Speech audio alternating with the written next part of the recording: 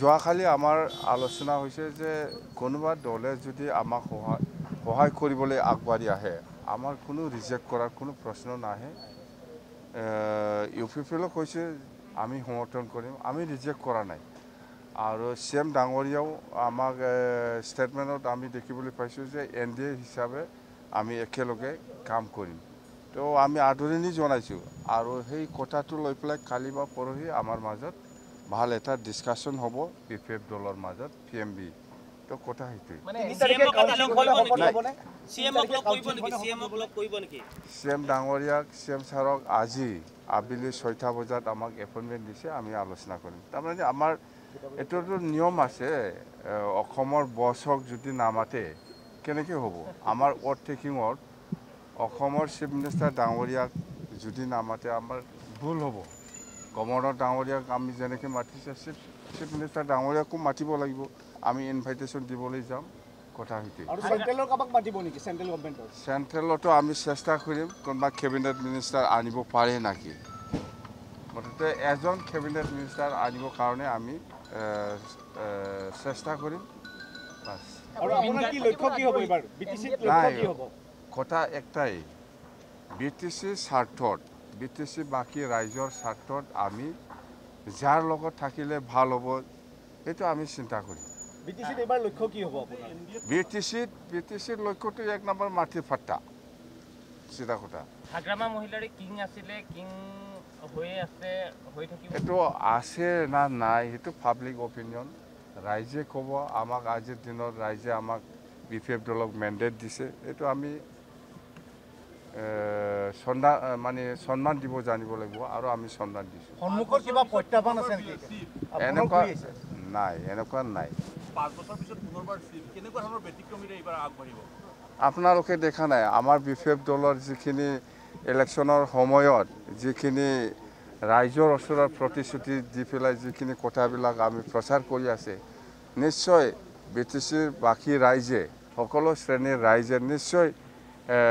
হেতু একসেপ্ট কৰিব পাৰিছে যে আমি বিটিসি বাকি ৰাইজৰ কাৰণে এনেকুৱা কাম কৰিম হেতু কৰিম এইবিলাক আমি বহুত জোৰদাৰভাৱে আমাৰ দলৰ কৰ্মীসকলে প্ৰচাৰ চলাইছে নিশ্চয় ইয়াৰ ওপৰত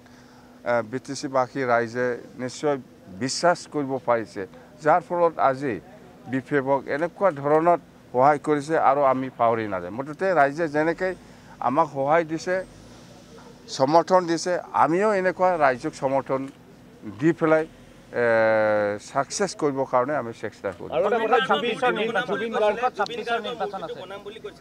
জুবিন গাৰ্ড মোৰ পাৰ্সোনালি ফ্ৰেন্ড বহুত ভাল আগৰ পৰাই ভাল হয় মই 2 বছৰ 3 বছৰ লগ পোৱা নাছিলে যেন হওক জুবিন গাৰ্ড মোৰ লগত খুব ভাল এটা ফ্ৰেণ্ডশিপ আছে আৰু আজি মই জুবিন গাৰ্ডৰ ঘৰত গৈ আছো এটা খুব দুখ লগা কথা আমাৰ ইলেকশ্যনত আগত হি মৃত্যু হৈ গ'ল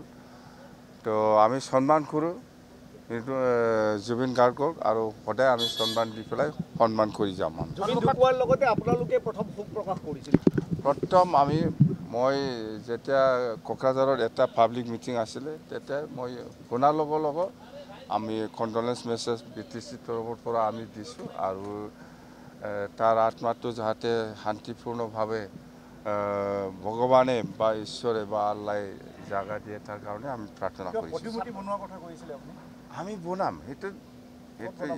কোকৰাঝাৰত বনাম ডাঙৰ এটা মেমৰিয়েল পাৰ্ক আমি বনাই দিম তাৰ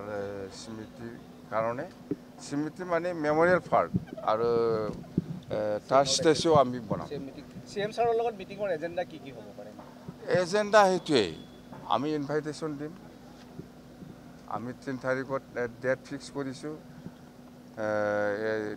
কৰিছোঁ ইয়াতে আমি CM ডাঙৰীয়াক আমি মাতিবলৈ যাম ইনভাইটেশ্যন দিবলৈ যাম কথা হেতুই বেলেগ নাই নিৰ্বাচন 15খন আসন বিটিসি এটা সৰকাৰ বনাব দিয়ক আগত ইয়াৰ পিছত 26ৰ নিৰ্বাচনটো আমি MLA নিৰ্বাচনটো আমি কথা পাতিম দলত যিকোনো খবৰৰ বাবে যোগাযোগ কৰক 7099017330 লগতে 7099017110 নম্বৰত